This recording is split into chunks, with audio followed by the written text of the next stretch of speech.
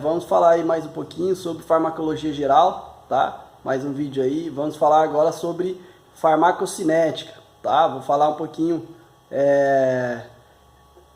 não muito profundo, né? Porque, como eu já comentei no vídeo passado, aqui a gente está falando para balconista, tá? A intenção não é entrar em muitos detalhes e deixar esses detalhes para quando vocês forem para o técnico, para a faculdade, tá? Então eu preciso explicar para vocês, pelo menos entender como é que funciona aí o medicamento dentro do nosso organismo, tá? Só lembrando aí, se esses vídeos estão te ajudando, né? Curtir o vídeo, se inscrever na página e interagir com a gente aí nos comentários, tá joia?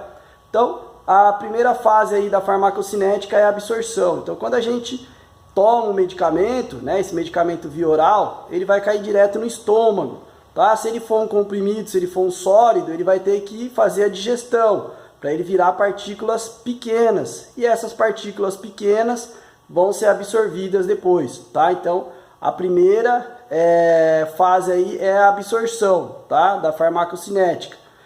Lógico, né? Tem toda aquela pergunta que as pessoas fazem, né? Ah, qual que melhora a dor mais rápido, comprimido ou gotas? Por aí a gente já sabe que o gotas melhora a dor mais rápido, porque o gotas ele já é dissolvido, né? Você não precisa fazer a digestão dele. Até você vai ter que diminuir ele em partes menores ainda, mas ele já está em pequenas partes, tá? Então, normalmente o gotas faz efeito mais rápido. Depois a gente tem a distribuição. Então, depois que caiu no estômago, esse medicamento vai ser absorvido para toda a corrente sanguínea e vai ser levado para todo o corpo, né? Então, aí que está o grande problema. Ele não vai só aonde você está querendo que ele vá. Se você está com problema de estômago, os medicamentos não vão só até o estômago, né? Eles vão para todo o corpo.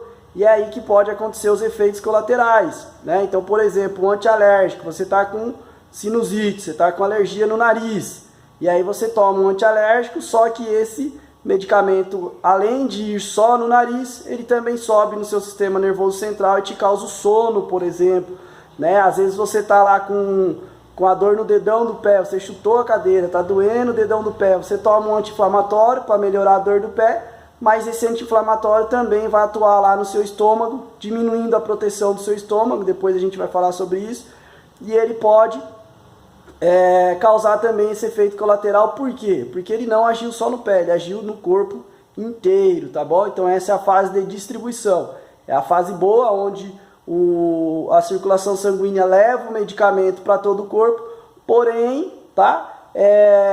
Esse todo o corpo às vezes pode trazer efeitos colaterais. O interessante seria que se esse medicamento fosse apenas para o local do problema, tá joia? Chegou lá, ele vai fazer seu efeito, né? Aí entra na parte de farmacodinâmica. Fazendo esse efeito, ele volta, passa pelo fígado, tá? Aonde ele vai ser metabolizado. Então, a terceira fase, a terceira parte aí da farmacocinética é o metabolismo, tá? Eu costumo dizer para os meus alunos que o metabolismo, a segunda passagem, é como se o fígado destruísse a droga. Não é bem um destruir, mas ele tem que fazer uma reação química na droga para ela ser compatível para ser liberada, no caso, se ela for liberada pela urina, tá? Então, vai sofrer uma reação química no nosso fígado para poder ser eliminado. Então, essa é a fase de metabolismo. E por último, a excreção, tá? Então, por último, o medicamento precisa ser eliminado.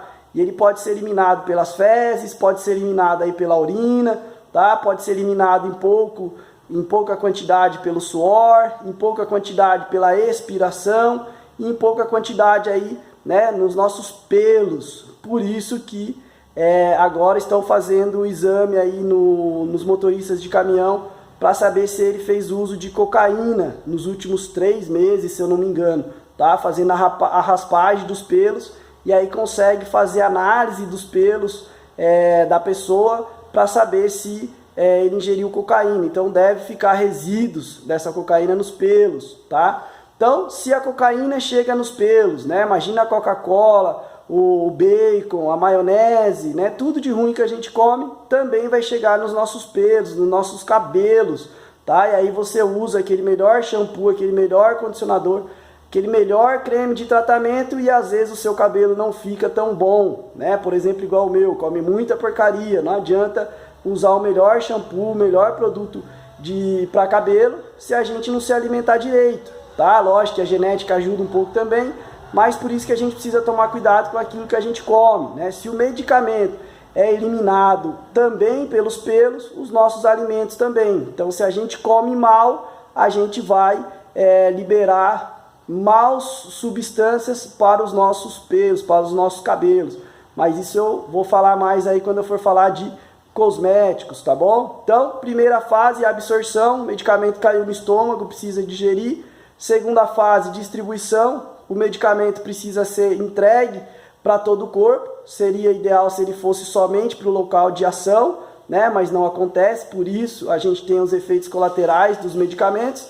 Terceiro, metabolismo, que ele vai sofrer uma alteração química para ser eliminado. Quarto, excreção, onde realmente ele vai ser eliminado, tá? Ou pela urina, pelas fezes, pelo suor, pela expiração, por isso que faz o teste de bafômetro, né? Que você consegue detectar a quantidade de álcool que sai na sua expiração, e aí eles fazem, a maquininha faz uma conta para saber o quanto de álcool tem no sangue, e aí ele consegue ter uma noção de quanto de álcool você bebeu.